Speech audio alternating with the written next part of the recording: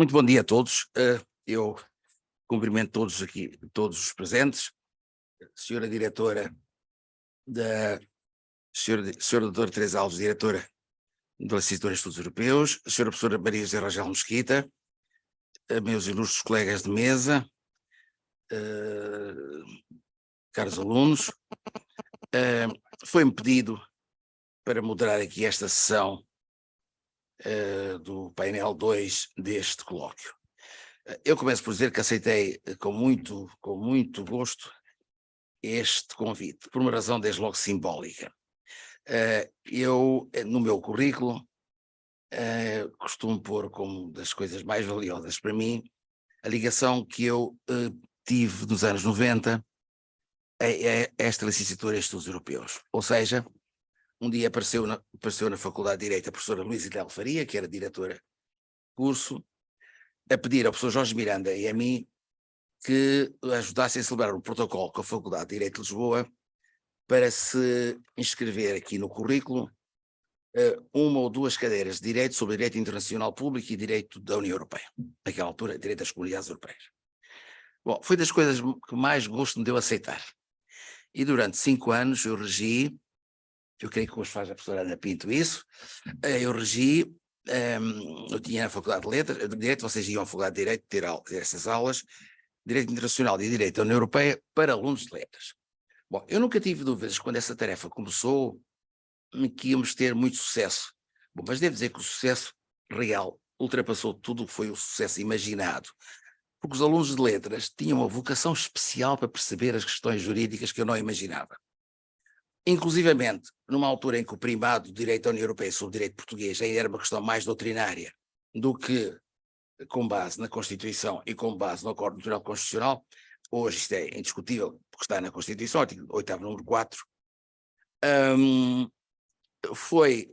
houve uma aluna de um desses cursos que fez-me um trabalho escrito do melhor que eu podia esperar sobre o tema, em termos de fundamentação jurídica, e portanto, os alunos de letras, não sei se eu não estou aqui a desviar nenhum aluno aqui presente para o curso de Direito, mas os alunos de letras têm uma vocação especial, pelo percebi, pelas questões de direito. Bom, mas além disso, há outras razões que me traz aqui hoje com muito agrado. A professora Maria José Rangel Mesquita coordena este curso com a Faculdade de Letras.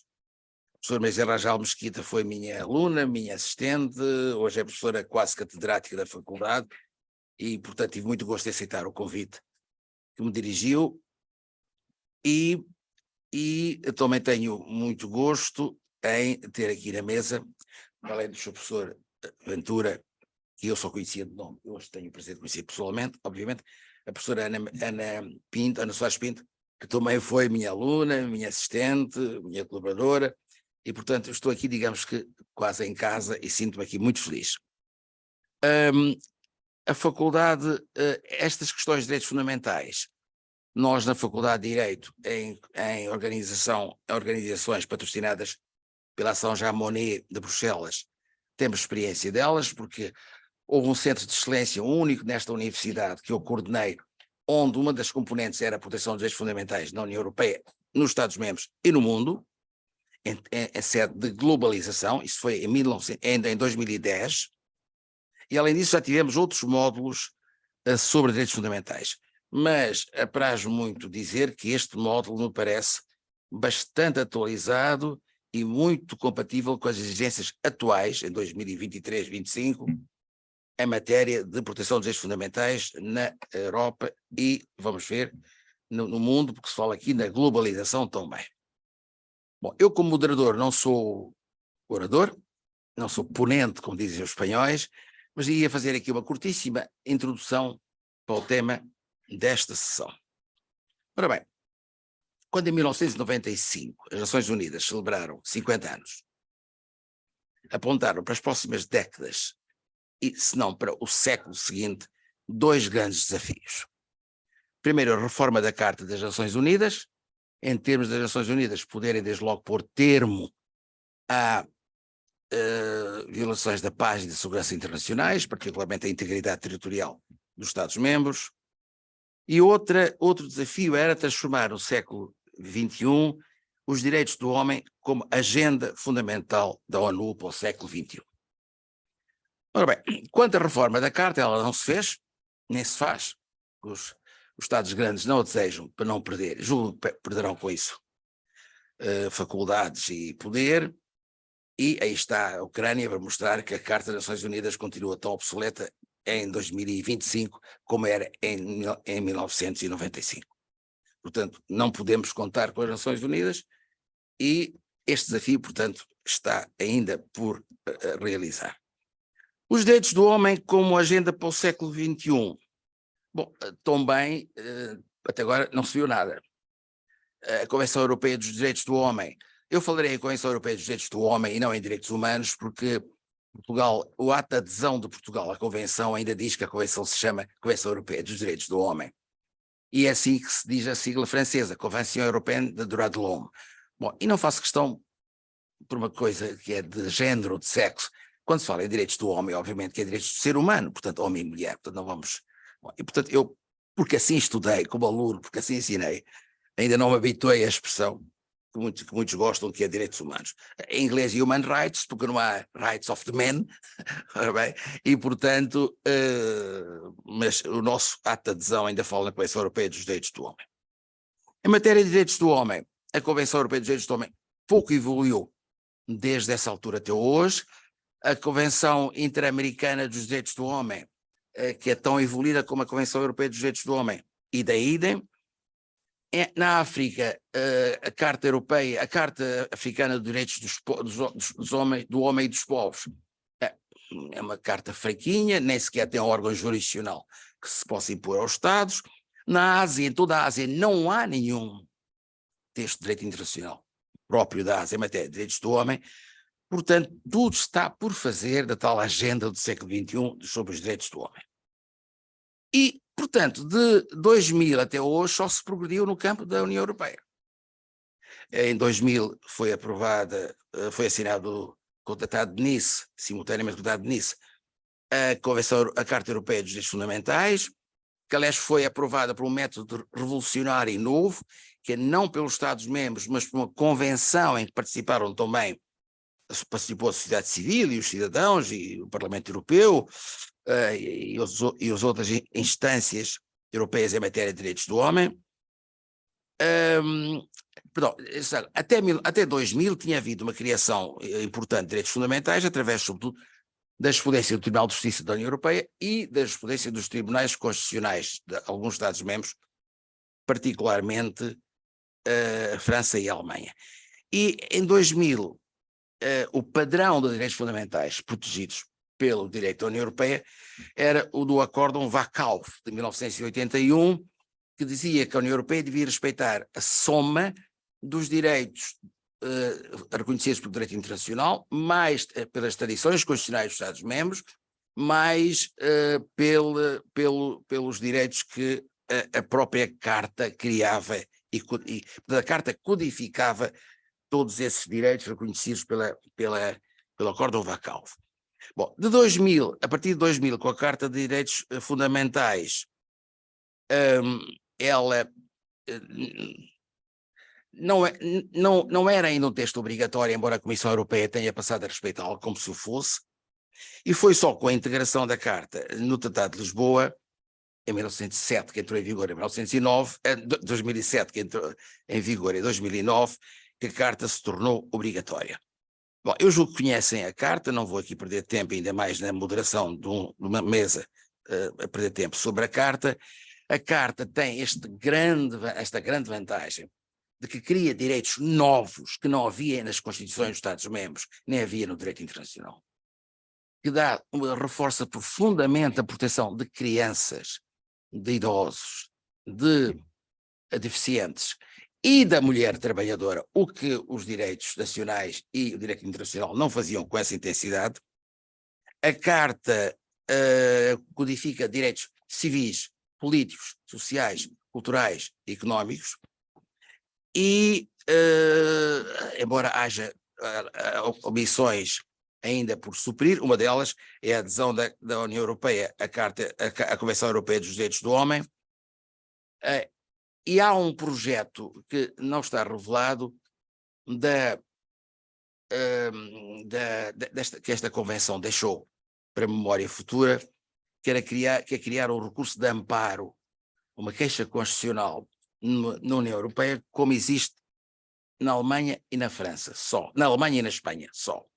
Ou seja, um particular, quando há uma violação de direito fundamental, pode diretamente, em primeira mão, interpor uma ação junto do Tribunal Constitucional. O que em Portugal não pode fazer, porque os constituintes em 1976 não quiseram, e é pena, porque eu sou um grande defensor que tivesse isso em Portugal. A questão é muito simples.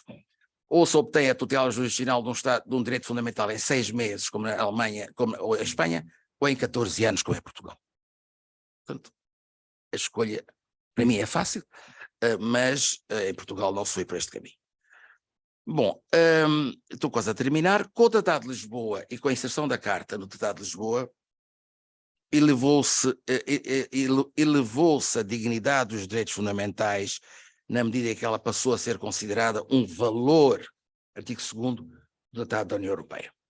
O Tratado da União Europeia diz no artigo 2º que a União Europeia tem valores, o que significa que ela, antes de ser económica, ou antes de ser política, ou antes de ser mesmo um texto, digamos que positivista, ela, a União Europeia, é uma comunidade de valores. Assim ficaria escrito no Tratado Constitucional de 2004, que, devido a um referendo contrário da França, não entrou em vigor, mas assim não ficou escrito na Convenção, no Tratado de Lisboa, no Tratado da União Europeia, tal como o Tratado de Lisboa deu redação, mas está lá escrito que a comunidade tem valores, e diz lá quais são os valores. E entre esses valores, a liberdade, a democracia, a proteção das minorias, a tolerância, a justiça, também está a proteção dos direitos fundamentais e o Estado de Direito. Bom, Estado de Direito e proteção dos direitos que são entrecruzáveis, porque a proteção dos direitos fundamentais reclama que haja um Estado de Direito, senão não há proteção dos direitos fundamentais, e o Estado de Direito só existe se houver proteção dos direitos fundamentais.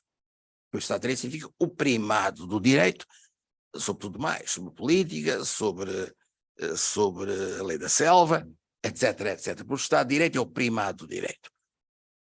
O Estado de Direito e os direitos fundamentais são, portanto, valores hoje básicos da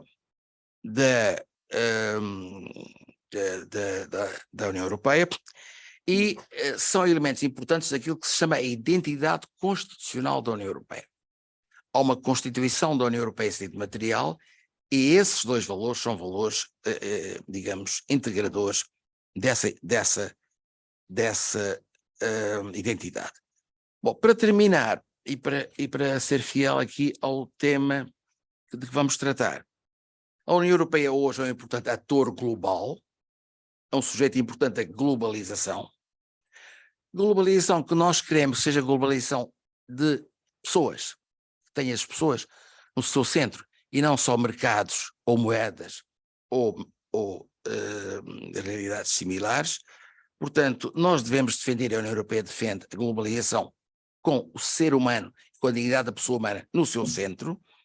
A União Europeia dá para isso um contributo na medida em que a proteção dos direitos fundamentais na União Europeia é hoje um padrão por proteção dos direitos fundamentais em toda a Europa, que não está toda na União Europeia, como sabem, e a União Europeia, como ator global, espera-se que venha a ocupar um papel importante no que amanhã se chamará, amanhã, na vossa geração, ou na geração até dos vossos netos, o direito global dos direitos do homem, uma comunidade global em que o homem seja sujeito, e não aquela que hoje temos, em que de facto ainda há uma percentagem enormíssima de Estados no mundo em que a pena de morte é uma banalidade, em que a forca ou a degola de um condenado é uma banalidade, em que o direito à vida e o direito à propriedade e o direito à liberdade e o direito à dignidade da pessoa humana não existem. Na Europa já se chegou a esta proteção, mas é preciso, com base na Europa, espalhá-la pela Europa, que ainda não está na União Europeia, e pelo resto do mundo. Bom, nós temos, eu sugiro-vos, a professora Maria José pode fazer o favor depois de concretizar isso, no livro sobre Future of Europe, em que também colaboro as duas, em que eu coordenei com o professor Sid Jansky de Genebra o que é que 80 especialistas em questões europeias, provindas da história, da ciência política, da sociologia, da economia e também do direito, pensam sobre o futuro da Europa. O livro que está editado materialmente pela Associação Académica da Faculdade de Direito da Universidade de Lisboa, mas eu julgo que ofereci um exemplar aqui à biblioteca, não sei se da faculdade, se daqui do curso, não sei, não me lembro, mas aí nós dizemos isso mesmo. Nós queremos aprofundar a União Europeia, a integração europeia, mas com uma componente importante, que é a proteção dos direitos fundamentais.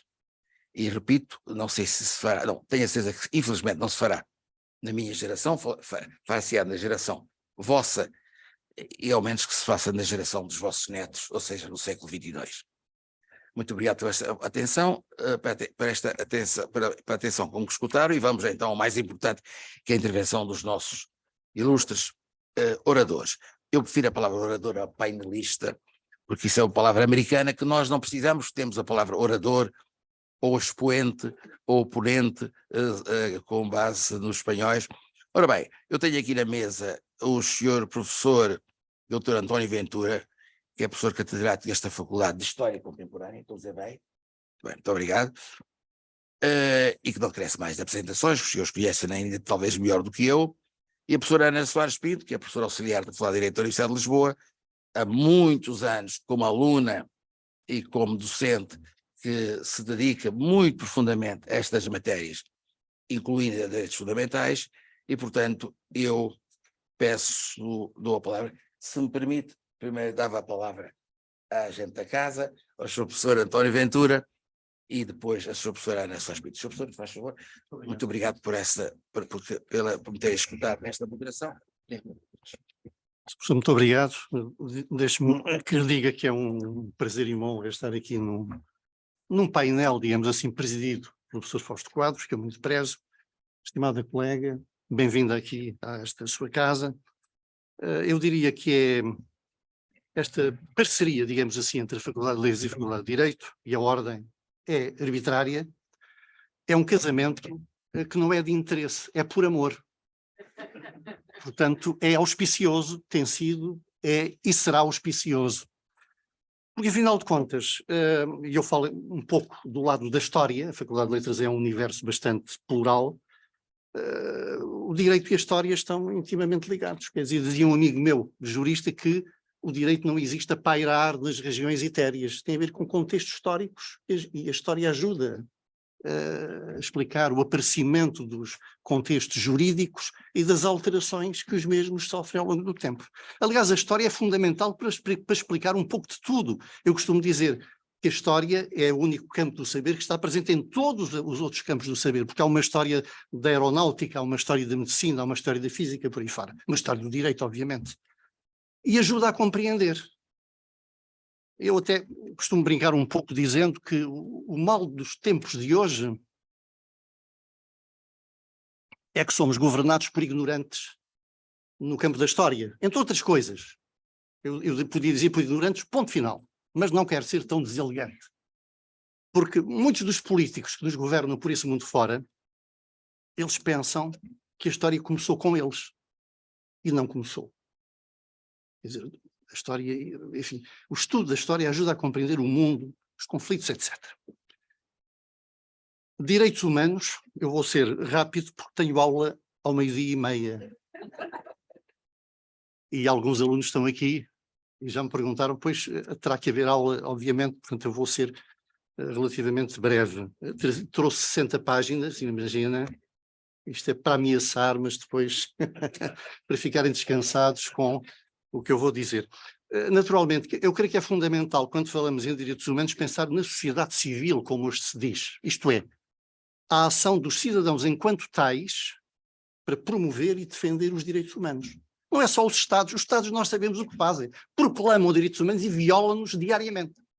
Ou seja, os mesmos que proclamam os direitos humanos são os mesmos que os violam cotidianamente. Portanto, é uma hipocrisia total e completa. Os cidadãos, os homens, as mulheres, os cidadãos têm que tomar nas suas mãos a defesa dos direitos humanos e pressionar o poder e os poderes no sentido dessa defesa. Eu vou falar de uma associação de cidadãos portugueses que fez, em 2021, 100 anos, a Liga Portuguesa dos Direitos Humanos. Ninguém falou, obviamente, que as televisões não falaram disso, porque tem outras coisas mais importantes para falar e mais irrelevantes para falar, mas mais populares, eventualmente. Obviamente não vou falar da consagração dos direitos nos textos constitucionais portugueses, isso está mais que feito, desde 1822, mas esta talvez tenha sido a primeira edição, 1878, este folheto, Os Direitos do Homem e do Cidadão. É uma das primeiras edições em português, edição do Centro Republicano Democrático de Lisboa. É um texto muito interessante este. Mas a primeira organização, digamos assim, é de 1907, ainda no tempo da monarquia constitucional, 14 de junho de 1907, Liga Portuguesa de Defesa dos Direitos do Homem. É assim que se chamava esta organização. Tem como figura central Fernão Boto Machado, que é um homem muito interessante porque não era licenciado em Direito, não tinha, mas ele foi... publicou uma revista de direito durante décadas com grande sucesso e era um prático, conhecia muito bem, foi solicitador, era um homem muito interessante como obra. Aliás, ele tem um texto muito interessante, já no tempo da Primeira República, sobre a Sociedade das Nações. E quando se falava na criação da Sociedade das Nações, ele tem um folheto muito interessante sobre como é que deveria ser estruturada uma futura Sociedade das Nações. Pouco sabemos desta liga, porque não há textos, outros textos senão notícia sobre a sua criação e o seu fundador. Mas aparece depois uma segunda organização, já de 1911, 5 de outubro de 1911, precisamente quando a República fez um ano de existência. E o fundador foi o Dr. Macedo Bragança, que era um médico muito curioso. Ele é um homem que participa na Revolução Republicana como médico, ele presta assistência na rotunda aos feridos republicanos, e esta Liga Portuguesa de Defesa dos Direitos do Homem tem o mesmo nome, mas é diferente da anterior, portanto é uma segunda, a outra evaporou-se, desapareceu, não encontrei rastro mais dela, mas esta segunda já tem um jornal chamado Justiça. Saíram 3 números, infelizmente na Biblioteca Nacional está em mesa do Estado, não vem à consulta. Eu consultei-o há muitos anos, mas é um jornal interessante, publicaram 6 números, aliás. Houve sedes esta liga, porque algumas destas organizações são de tal modo frágeis que nunca tiveram sede. Essa centenária que vos falei há pouco, durante 40 anos nunca teve sede. A sede era em casa ou no consultório de alguns advogados de Lisboa. Ou de alguns médicos também. E então, esta segunda liga, já temos alguns elementos que vêm publicados nesse jornal Justiça, por exemplo, sócios. Em 1911 tinha 226 sócios, o que não é mau. Um ano depois tinha 477. E coisas práticas que esta liga fez foi uma representação ao Parlamento, em 1912, a favor do projeto de habeas corpus. Portanto, é uma iniciativa que tiveram, que não teve, como normalmente acontece, enfim, são apresentadas ideias, mas depois muitas delas morrem na praia.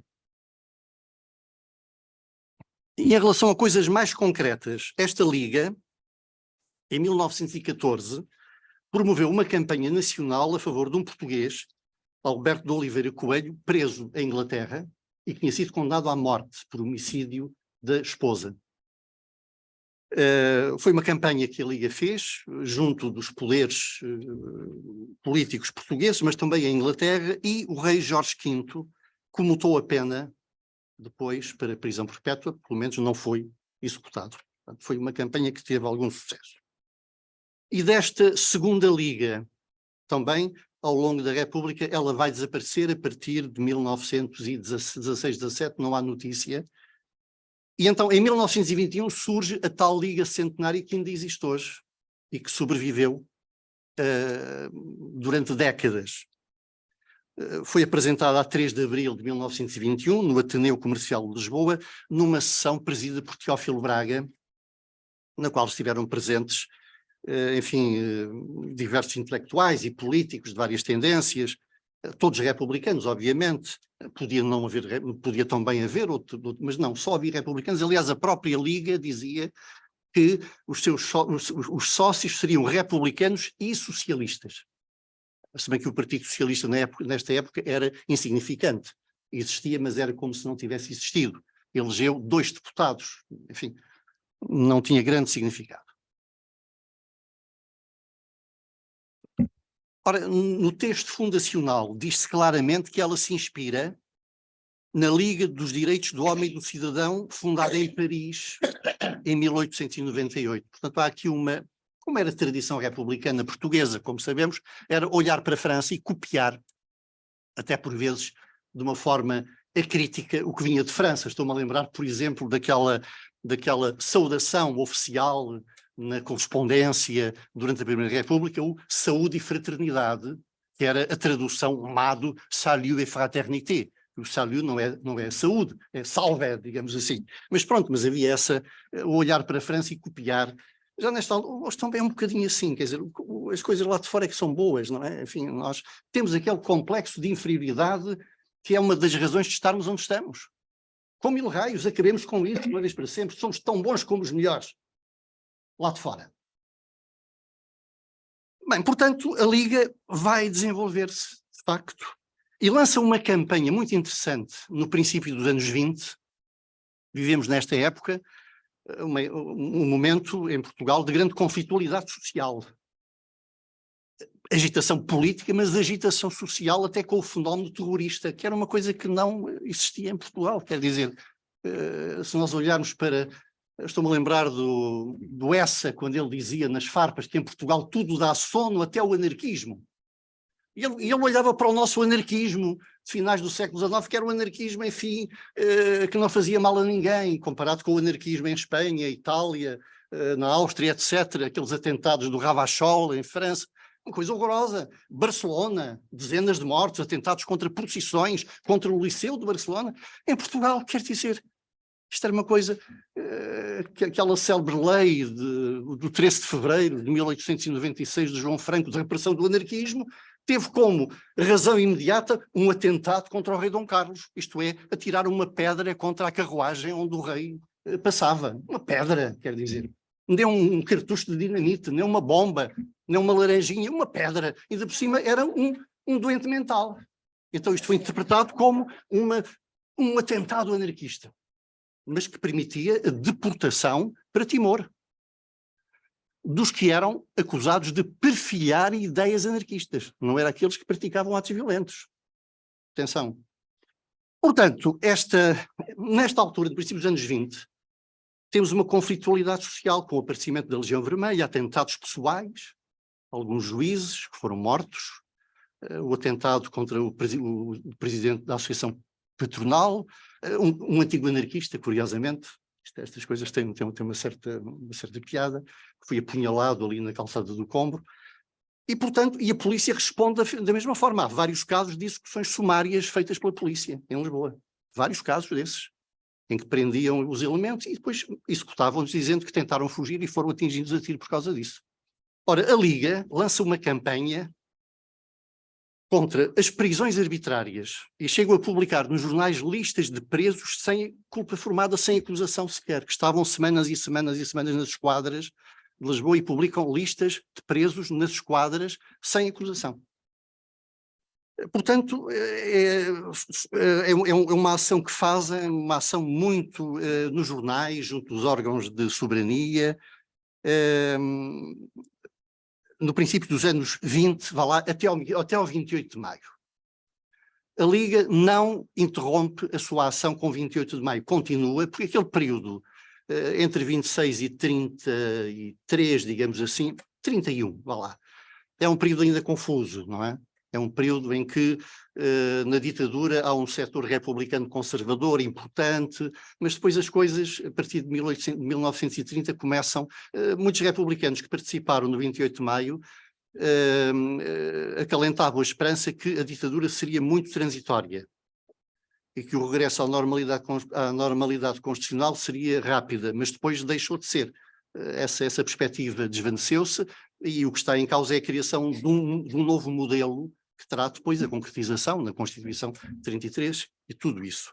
Portanto, a partir dessa altura a Liga começa, não digo que desaparece, mas na imprensa aparecem escassas notícias.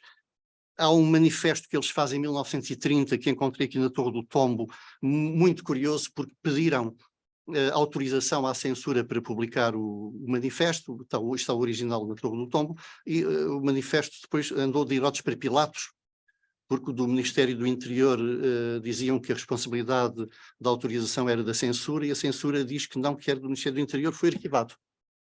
Portanto, à boa maneira portuguesa, arquivou-se, ninguém foi responsável. E o manifesto não saiu, obviamente. Depois, a Liga vai ter uma vida complicada no princípio dos anos 30. Porque há uma cisão, digamos assim, ou melhor, há duas ligas. Uma que está em Portugal, que tem uma vida anémica, e outra que nasce em Paris com o António Sérgio. Portanto, o António Sérgio, que está exilado em Paris, contacta com a Liga Francesa e ele tenta, a todo o trance, como é que direi, reconverter a Liga, mas em função dos seus desígnios e ligada à Liga Francesa. A Liga Portuguesa tinha um representante em Paris, que era o pai do Almada Negreiros, que era jornalista, que vivia em Paris, e ele é que é o representante da Liga. E o António Sérgio tenta aliciá-lo para o seu grupo. Portanto, há ali uma tentativa de junção das duas ligas, que acaba depois por se resolver com a dissolução da Liga do António Sérgio, que não tem grande sucesso, e a Liga Portuguesa renasce novamente. Nos anos 30, a Liga praticamente desaparece, embora exista, mas não há atividade nenhuma. Quando é que volta a renascer? Em 41. E uma das figuras que está neste renascimento é o professor José de Macedo, pai do professor Borges de Macedo. Ele é a figura fundamental, aliás, no espólio dele existe várias documentação. Em 41 renasce a Liga pela sua ação, depois em 45 pela situação política nacional, o fim da guerra, o aparecimento do movimento de unidade democrática, tudo isso, a Liga volta a ter um certo elan, com o aparecimento de jovens advogados, de jovens juristas, que estão ligados também ao movimento de unidade democrática, o Acácio Gouveia, o Nuno Rodrigues dos Santos e outros que começam a ter uma certa atividade na Liga. Os anos 50 são fundamentais na divulgação da Liga. Publicam um boletim, que é este, saíram 6 números, e, como aqui se diz, este é de 58, Liga Portuguesa dos Direitos do Homem, Section de la Fédération Internationale des Droits de l'Homme, Paris. Portanto, eles consideram-se como, e mais ainda, Organização Não Governamental do Conselho Económico e Social das Nações Unidas, Estatuto Consultivo B. Portanto, apresentam-se como, com esta, dimensão internacional. Naturalmente, o governo português não quer saber disto para nada, obviamente, se bem que a Liga seja legal. Porque em 21 ela é legal. Naquela altura, o que é que era necessário para uma associação se formar legalmente? Era haver uma assembleia, provar nos estatutos, apresentar-se no governo civil, o governo civil enviava para o Ministério do Interior, e pronto, está tudo feito. Portanto, a Liga nunca foi proibida, percebem? Isto é muito curioso. Nunca foi proibida depois do 28 de maio. Tinha uma existência legal e continua a ter até aos anos 60. Isto é muito curioso, em que sai uma nova legislação sobre as associações, e então pedem à Liga que apresente os estatutos à luz dessa nova legislação, e a Liga responde. É um parecer muito interessante feito por vários juristas da Liga, mas a Liga é legal desde 1921, portanto não tem que apresentar novos estatutos quando estão em vigor aqueles. porque aquela legislação não foi revogada, a legislação era de 1907, não bem. E então este contencioso chega até 74. Portanto, quando o 25 de abril acontece, não havia ainda resposta por parte do governo para esclarecer esta situação. Publicam diversas coisas, por exemplo, no final dos anos 50, a Declaração Universal dos Direitos do Homem é uma edição da Liga, proclamação, coleção Educação e Cívica, digamos assim, Declaração Universal dos Direitos do Homem, proclamação de ideal comum a que aspiram todos os povos. Depois tem o emblema das Nações Unidas, aqui, texto oficial editado pela Liga Portuguesa dos Direitos do Homem. Portanto, é de facto uma publicação. E outro, mesmo um folheto, este eu penso que é mesmo uma edição das Nações Unidas, que eles divulgaram em português também. Enfim, há diversos materiais que publicaram na altura. Então prepararam nesta altura comemorações assinalando a Declaração das Nações Unidas com um programa muito... Foi proibido. Portanto, ou seja, aquele programa que tinha conferências, etc., etc., não foi autorizado. Finalmente, só para... Enfim, como veio, haveria muito a dizer sobre, nomeadamente, figuras que fizeram parte da Liga, o professor Jaime Gouveia, por exemplo, ilustre catedrático da Faculdade de Direito, outras figuras várias, não é? Advogados como José Magalhães Godinho, Vasta Gama Fernandes e muitos outros, Meyer Garção, que colaboraram na Liga, mas naturalmente isto era apenas uma pequena nota. Terminaria por dizer que em 1960 o arquivo da Liga foi apreendido pela PIDE. Estava a haver uma Assembleia Geral. As Assembleias Gerais eram feitas normalmente nos escritórios de advogados ou nos consultórios de médicos. Portanto, como podem ver, também não eram muitos. Naturalmente, naquela altura, possivelmente os consultórios dos advogados e dos médicos eram mais amplos, não é? E tinham salas de espera mais amplas. Mas estava a haver uma Assembleia, entrou a polícia, a Assembleia não se pode realizar, é ilegal, porque não pediram autorização ao governador civil, e apreenderam o arquivo, que nunca mais apareceu. Quer dizer, isso é terrível porque estamos impossibilitados de historiar mais detalhadamente a vida dessas décadas. O doutor Vasta Gama Fernandes era o presidente da Liga em 74, quando aconteceu o 25 de Abril. Ele tinha sido eleito. Aliás, os corpos diretivos já tinham cessado o mandato, mas o mandato foi prorrogado, onde é que eu já ouvi isto, porque não foi feito, não houve possibilidade de fazer eleições. Portanto, eles continuaram em funções até mesmo 2 anos depois do 25 de Abril. Mas na altura não havia condições. Na altura, prorrogar o mandato porque não havia condições. Como veem, ninguém lhes alugava uma sala para fazer uma Assembleia Geral. Inclusivamente, criaram o voto por correspondência, que era uma forma também de disfarçar um pouco a concentração de pessoas, também não eram muitas, eram umas dezenas, não é? E então, o Dr. Vasta Gama Fernandes fez diligências depois do 25 de Abril para localizar o arquivo da Liga, que nunca conseguiu localizar. Portanto, nunca foi recuperado, pode ser que esteja para aí em algum sítio. Não é? Portanto, isto só para vos dizer que creio que é fundamental a sociedade civil organizar-se no sentido da defesa dos princípios, dos direitos, que não são conquistas adquiridas eternamente, como todos sabemos e estamos a ver. Não são.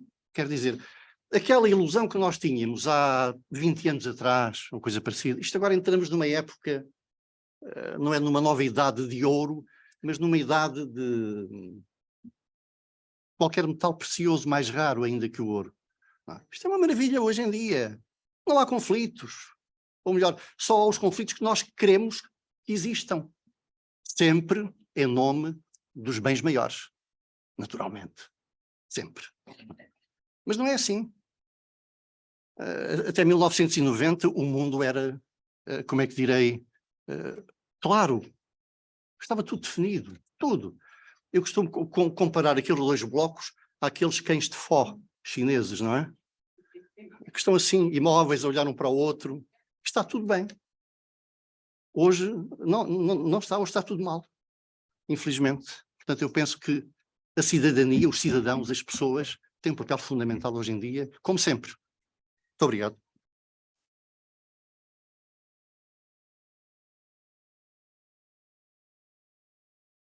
Como é? Deixamos o debate para o final das duas. Muito bem. Sr. Professor, muito obrigado. Eu tenho só que sair ao 12h30. Tenho aula. Então, talvez seja mais Mas cordial. fazemos no final do debate, depois das duas intervenções. O que o professor estava a dizer que tem que sair mais cedo. Ao 12h30, sim. Talvez fosse mais cordial se houvesse alguma questão. Então pronto, muito bem. Mas queria antes mais felicitá-lo pela sua brilhante palestra. E ainda por cima percebi que tem aí um antiquário em casa de preciosidades literárias. Traz aí as primeiras edições de tudo. Algumas coisas. É a Biblioteca Nacional, se sabe, isso ainda vai lá à casa aprender. Porque eu acho que a biblioteca não tem essas edições, pelo menos da Educação Liga Universal não dos Direitos do Homem, não deve ter. Portanto, o doutor não vá anunciando que o tem em casa, que um dia fica sem eles. Mas felicito vivamente pela sua intervenção, muito útil. Eu devo dizer que sabia muito pouco da Liga Portuguesa dos Direitos do Homem e aprendi muito e felicito também pelo que tem feito por ela. E dou de imediato a palavra à sua professora Ana Soares Pinto, que eu já apresentei e que vai, portanto, falar mais de uma visão diferente do seu professor, mais uma visão jurídica. Portanto, desculpe, eu tinha dito, sim, perdão, eu tinha dito, entretanto, estava a olhar aqui para o cartaz. Muito bem, há perguntas sobre a intervenção do seu professor António Ventura? Há questões que lhe queiram colocar? É uma intervenção muito rica e, portanto, com certeza que haverá observações, não digo críticas, mas observações, ou contributos, ou questões, ou interrogações.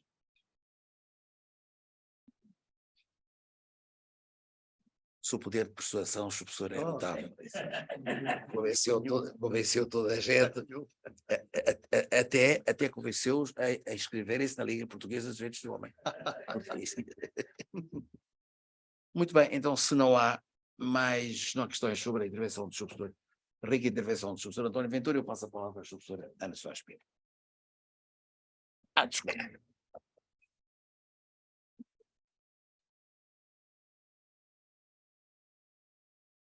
Muito obrigada. Muito obrigada, Sr. Professor Fausto Quadros. É uma enorme honra estar num painel presidido pelo Sr. Professor, como já teve a ocasião de referir, que foi meu professor e com quem trabalhei durante mais de 15 anos como assistente na Faculdade de Direito da Universidade de Lisboa. Foi também meu orientador na dissertação de mestrado, participou no meu júri de doutoramento e, de facto, muitas recordações que nos ligam para além do amor ao direito da União Europeia. Cumprimento também o senhor professor Ventura, a quem felicito pela exposição relativamente à Liga, que eu também não conhecia com pormenor.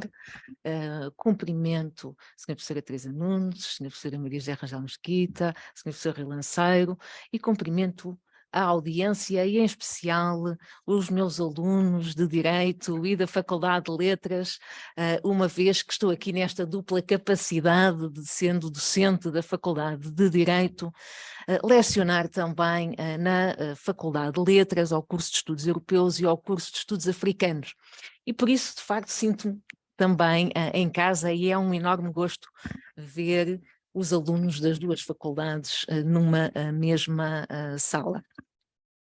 E passando à minha intervenção, que tem por tema os direitos fundamentais e o Estado de Direito enquanto valores da União, significado e mecanismos de proteção, faço desde já aqui o primeiro alerta.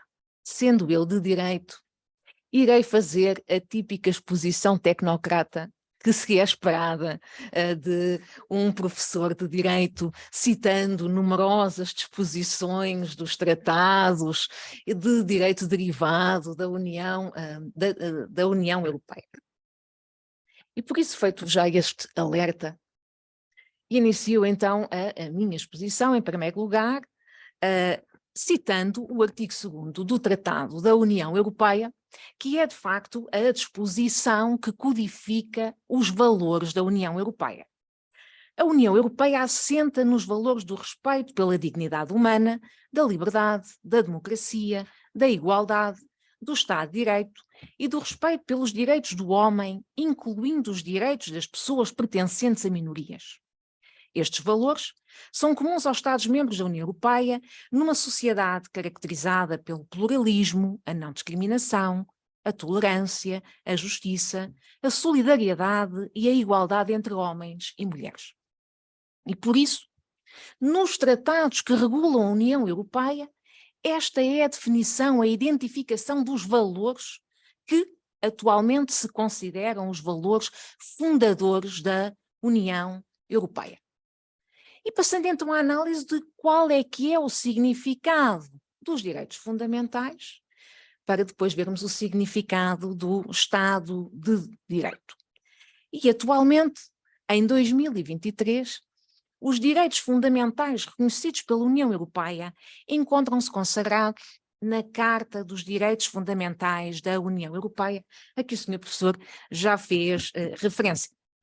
E, de facto, este catálogo de direitos fundamentais, que foi elaborado em 2000, somente se torna juridicamente vinculativo com a entrada em vigor do Tratado de Lisboa, ou seja, em 2009, e, a partir daí, sendo juridicamente vinculativos para a União Europeia, para as instituições, órgãos e organismos da União Europeia e também para os Estados-membros da União Europeia, quando aplicam o direito da União, é possível sindicar o respeito pelos direitos consagrados na Carta dos Direitos Fundamentais da União Europeia, junto do Tribunal de Justiça da União Europeia, assegurando-se que todos os atos adotados pelas instituições da União Europeia respeitam estes direitos fundamentais, mas é também possível que qualquer cidadão se dirija aos tribunais nacionais dos Estados-membros para sindicar o respeito pelos direitos previstos na Carta dos Direitos Fundamentais da União Europeia pelos Estados-membros quando aplicam o direito da União Europeia. Assim, o respeito pela dignidade do ser humano, pelas liberdades fundamentais, a liberdade de expressão, de reunião, o direito à vida privada e familiar, a proteção contra a discriminação, para referir apenas alguns dos direitos consagrados na Carta dos Direitos Fundamentais da União Europeia, são vinculativos, não são uma declaração pragmática, não são uma perspectiva abstrata, mas aplicam-se a situações concretas, a casos concretos, afetam as pessoas, as empresas em todo o território da União Europeia e são julgados pelos tribunais de toda a União Europeia. Mas temos de ter presente que os direitos fundamentais que se aplicam na União Europeia não resultam somente da Carta dos Direitos Fundamentais da União Europeia. De facto, por força do número 3 do artigo 6º do Tratado da União Europeia, fazem igualmente parte do direito da União Europeia, enquanto princípios gerais de direito, os direitos tal como são garantidos pela Convenção Europeia dos Direitos do Homem e tal como resultam das tradições constitucionais comuns aos Estados-membros. Ou seja, os direitos fundamentais não são somente os do catálogo, mas aplicam-se igualmente direitos enquanto princípios gerais de direito. E o que é então o Estado de Direito? Qual é que é o significado do Estado de Direito? De facto, como já referi, o artigo 2º do Tratado da União Europeia identifica o Estado de Direito como um valor da União. Mas não encontramos nos tratados nenhuma definição clara, não há um catálogo do que é o Estado de Direito, quais são os princípios inerentes ao Estado de Direito. Mas podemos encontrar uma primeira definição do que é o Estado de Direito numa comunicação da Comissão de 2014, intitulada Um novo quadro da União Europeia para reforçar o Estado de Direito.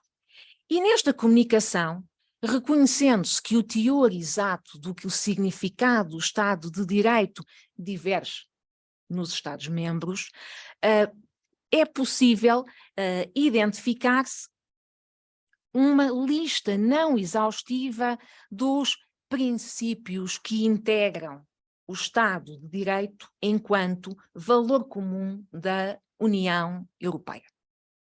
E esses princípios são a legalidade, o que pressupõe que haja um processo que é transparente, responsável, democrático e pluralista na adoção dos atos jurídicos da União Europeia e nos atos nacionais nos Estados-membros. A segurança jurídica, a proibição da arbitrariedade dos poderes executivos, tribunais independentes e imparciais, um controle judicial eficaz, que inclui o respeito pelos direitos fundamentais e a igualdade perante a lei. E, de facto, estes requisitos, que são os requisitos que devem existir em cada Estado-membro, não são apenas, mais uma vez, conceitos abstratos, conceitos puramente formais ou processuais perante os tribunais dos Estados-membros. E porquê? Porque, como referiu o professor, nós só teremos o respeito pelos direitos fundamentais se existir um respeito pelo Estado de Direito. Só podemos garantir que os direitos fundamentais são eficazes se eles puderem ser invocados perante os tribunais e puderem ser assegurados pelos tribunais. E por isso é essencial que os tribunais nacionais possam desempenhar o seu papel de garantia dos direitos fundamentais para também poderem assegurar a efetividade do direito da União Europeia. E porquê? Porque a União Europeia assenta numa confiança entre os ordenamentos jurídicos dos vários Estados-membros da União Europeia.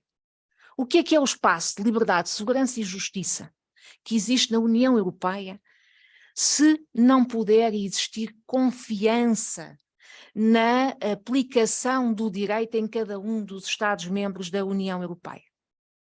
E é por isso que nos últimos anos, cada vez mais, têm vindo a ser intentados no Tribunal de Justiça da União Europeia, a instituição judicial da União Europeia, processos nos quais atos dos governos nacionais que põem alegadamente em causa a independência do poder judiciário são apreciados pelo Tribunal de Justiça. E é dessa forma que o Tribunal de Justiça já veio, por exemplo, clarificar que a redução abrupta da idade de reforma dos juízes, que é destinada a afastar e a substituir pessoas, substituindo-as por pessoas nomeadas pelo governo, viola as regras da União contra a discriminação em razão da idade e coloca em causa a independência dos tribunais chamados a aplicar o direito da União Europeia e chamados a assegurar o respeito pelos direitos fundamentais.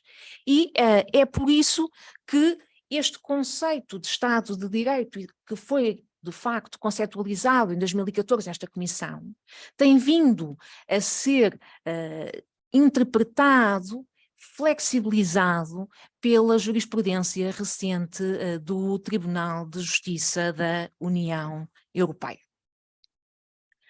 Creio que definidos os significados de uma forma breve dos direitos fundamentais e do Estado de Direito, é então chegado o momento de identificarmos, à luz do direito da União Europeia, na tal perspectiva tecnocrática, quais são os mecanismos de proteção dos valores da União, tal como eles se encontram definidos pelo direito da União Europeia.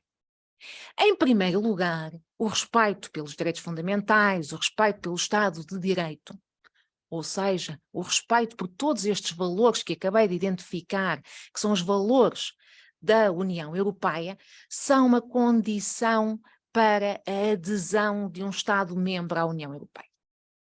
E é o que resulta do artigo, mais um, 49 do Tratado da União Europeia, que estabelece que o compromisso com estes valores é uma condição que qualquer Estado que pretenda aderir à União Europeia tem de respeitar. Valores que são depois concretizados pelos critérios de Copenhaga, que têm vindo a ser definidos pela União Europeia, que incluem o Estado de Direito e que os países candidatos têm de respeitar.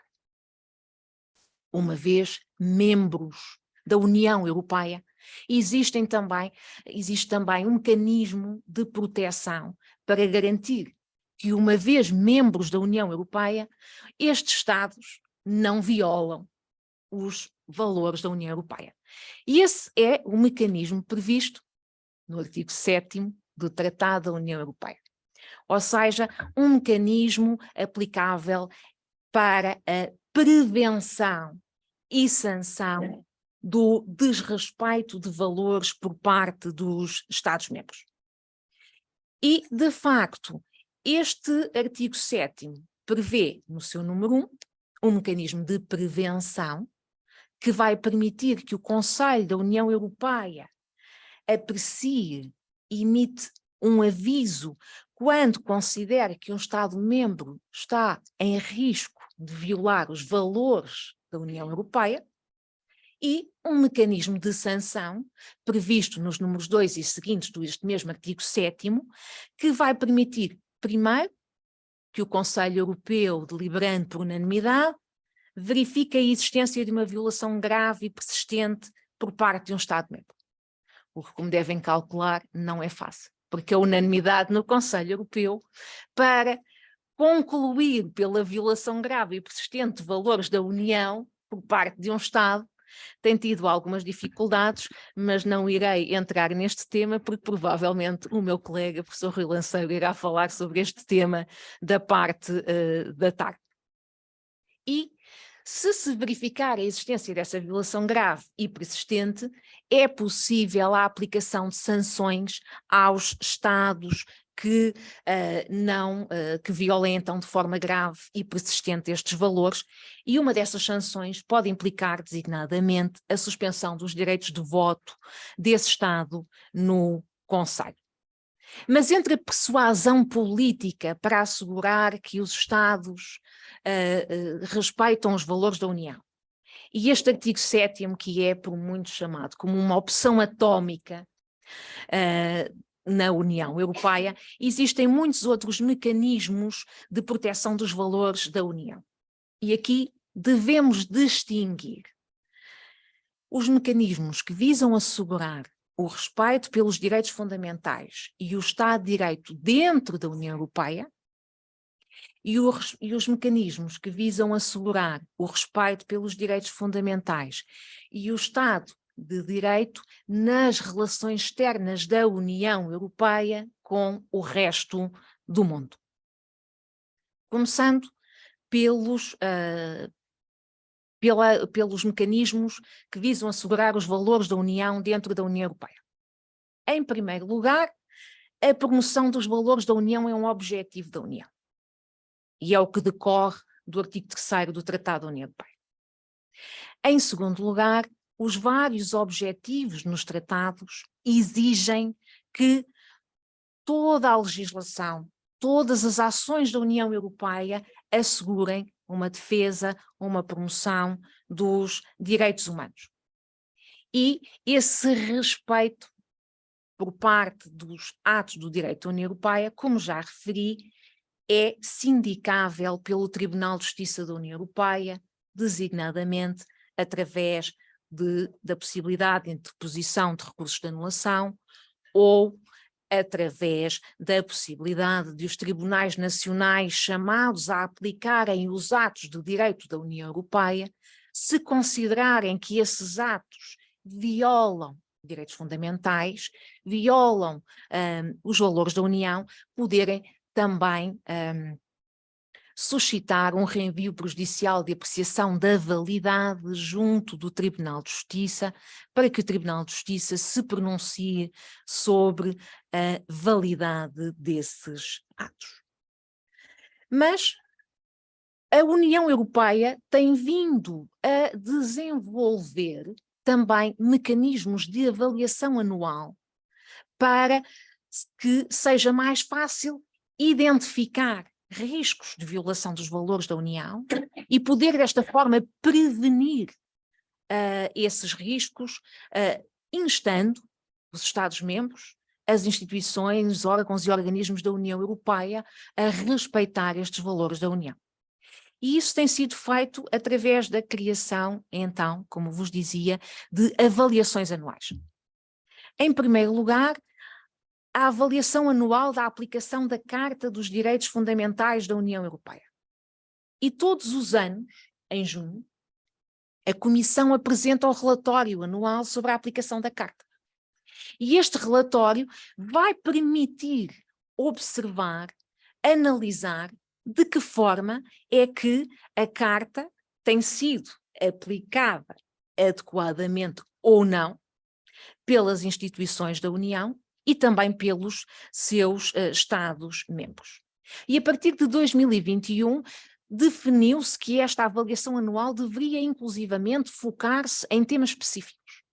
E, por exemplo, no caso do relatório anual de 2021, focou-se nos desafios colocados pela proteção dos direitos fundamentais na era digital. Mas existe igualmente uma avaliação anual dos sistemas judiciais na União Europeia, o chamado painel de avaliação da justiça na União Europeia.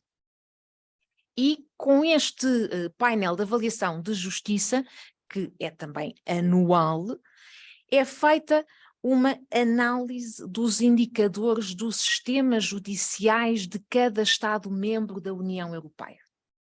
Analisa-se se são eficientes, analisa-se a sua independência, analisa-se a sua qualidade, comparando informações, por exemplo, relacionada com a digitalização dos sistemas judiciais, com a existência dos meios alternativos de resolução de litígios, ou mesmo com questões tão simples como os honorários, se são dispendiosos ou não, se é fácil ou não o acesso ao apoio judiciário pelas partes que não têm capacidade financeira para recorrer aos tribunais.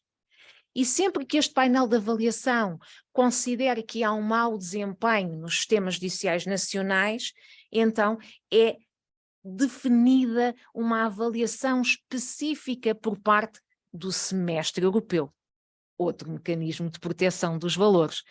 E este semestre europeu, que foi pensado essencialmente para questões económicas, para questões financeiras, vai analisar igualmente questões relacionadas com o Estado de Direito, quer a eficácia dos sistemas judiciais, mas também a luta contra a corrupção e a qualidade do processo legislativo de cada Estado-membro. E mais uma vez, neste semestre europeu, a Comissão Europeia pode recomendar medidas dirigidas a cada um dos Estados para, então, evitar, prevenir situações de violação desses valores. Mas existe também mais uma outra avaliação anual.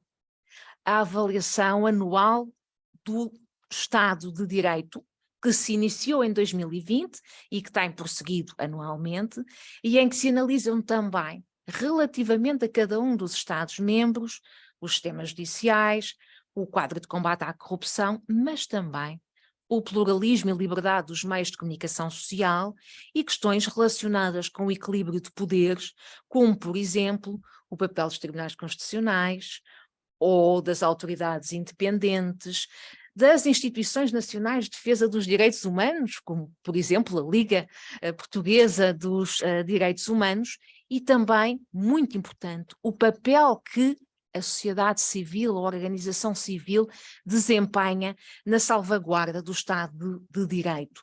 E porquê? Porque, de facto, há a consciência de que o papel da sociedade civil é essencial para assegurar que cada Estado-membro da União Europeia respeita os valores da União e, em especial, o Estado de Direito. Este relatório anual sobre o Estado de Direito, e todos estes relatórios estão disponíveis, acessíveis na internet e, portanto, podem ser lidos e analisados por todos, incluem capítulos específicos para cada Estado-membro, analisam os desenvolvimentos e, mais uma vez, concluem com recomendações específicas dirigidas a cada Estado. Depois foram também adotados nesta matéria 2 regulamentos mais recentes. O primeiro, que é o chamado Regulamento Condicionalidade, o Regulamento 2020/2092, que estabelece um regime geral de condicionalidade para a proteção do orçamento e que determina que, em caso de violação do Estado de Direito, a União Europeia pode decidir a interrupção dos pagamentos dos orçamentos da União Europeia, a cessação ou a suspensão do pagamento de financiamentos aos Estados que não respeitem o Estado de Direito. E em 2021, um novo regulamento, o Regulamento de Disposições Comuns, vem também estabelecer disposições aplicáveis aos vários fundos da União Europeia, por exemplo, ao Fundo de Coesão ou ao Fundo Social Europeu, e que vem também exigir que os Estados assegurem que os fundos, que a utilização que é dada aos fundos respeita os direitos e princípios previstos na Carta dos Direitos Fundamentais da União Europeia. E por isso já não estamos aqui somente a avaliar, mas estamos também a estabelecer a possibilidade de sancionar, cortando fundos, aos Estados que não respeitem o Estado de Direito. Uma referência também a uma agência que foi criada no âmbito da União Europeia, a Agência dos Direitos Fundamentais da União Europeia, que tem um papel muito relevante no aconselhamento dado, quer às instituições da União, quer aos Estados-membros, relativamente às medidas para assegurar o respeito pelos valores da União. E porque o tempo urge, e porque uma sucessão infindável de mecanismos e bases jurídicas não é sempre das mais agradáveis, uma breve referência às medidas que visam garantir o respeito pelos direitos fundamentais nas relações externas da União Europeia. Aqui também decorre, mais uma vez, dos tratados, o artigo 21 do Tratado da União Europeia, que a União Europeia, nas suas relações com Estados terceiros, com organizações internacionais, tem sempre de respeitar os direitos humanos, o Estado de Direito, os valores da União. E por isso, todos os tratados e acordos que a União Europeia adote terão de respeitar os direitos humanos e o seu desrespeito, mais uma vez, é sindicável pelo Tribunal de Justiça da União Europeia. Depois, existe um quadro estratégico para os direitos humanos e a democracia, que estabelece os princípios, objetivos e prioridades destinados a melhorar a eficácia e a coerência da ação da União Europeia nestes domínios, e que vem então definir quais as prioridades que a União Europeia deve estabelecer nas suas relações com o resto do mundo. E aqui se inclui a defesa dos direitos humanos e a luta contra a pena de morte. Com base neste quadro estratégico, também se definem planos de ação da União Europeia. O mais recente, o que está em vigor, é o de 2020 e a 2024, mais uma vez os tais 4 anos dos tais Jogos Olímpicos, quem sabe, e que vem de facto então definir quais as prioridades que a União Europeia deve seguir em cada um destes momentos. Também é a União Europeia que vai definir as prioridades da União Europeia nas várias instâncias das Nações Unidas com competências em matéria de direitos humanos. Também existe aqui um relatório anual, como não poderia deixar de ser, e aqui chama-se o Relatório Anual Os Direitos Humanos e a Democracia, onde anualmente se descrevem ao pormenor todas as realizações da União Europeia em matéria de ação externa, e que mais uma vez é discutido pelo Conselho. E, por fim, uma palavra sobre o regime global de sanções em matéria de direitos humanos, que foi adotado pelo Conselho da União Europeia em dezembro de 2020 e que vem permitir que a União Europeia imponha medidas restritivas contra violações e atropelos graves dos direitos humanos. Ou seja, a União Europeia criou um mecanismo autónomo, distinto das sanções que são definidas pelas resoluções do Conselho de Segurança da ONU, e que vai permitir que a União Europeia, quando considere que pessoas, entidades ou organismos são responsáveis por graves violações e atropelos dos direitos humanos em todo o mundo, possam ser sancionadas. E possam ser sancionadas como, em primeiro lugar, impedindo a sua entrada no território da União Europeia, mas também determinando o congelamento de todos os fundos que essas pessoas singulares ou coletivas tenham, designadamente em bancos na União Europeia. E estas sanções são então sanções que são definidas pelo Conselho, sob proposta de um Estado-membro ou do Alto Representante da União Europeia para os Negócios Estrangeiros e a Política de Segurança, e é ao abrigo deste mecanismo que, por exemplo, em 2021, a União Europeia designou o grupo Wagner e 3 dos seus membros como sendo responsáveis por violações graves dos direitos humanos em diferentes partes do mundo, decisão que, entretanto, tem vindo a ser alterada, tendo em conta os atos praticados pelas pessoas ligadas ao grupo Wagner, designadamente na Ucrânia, e que leva por isso a que esta decisão tenha vindo a ser sucessivamente alterada e provavelmente venha a ser igualmente no futuro. Há muitos mais mecanismos da União Europeia, mas o tempo urge e já tomei muito do vosso tempo. Muito obrigada.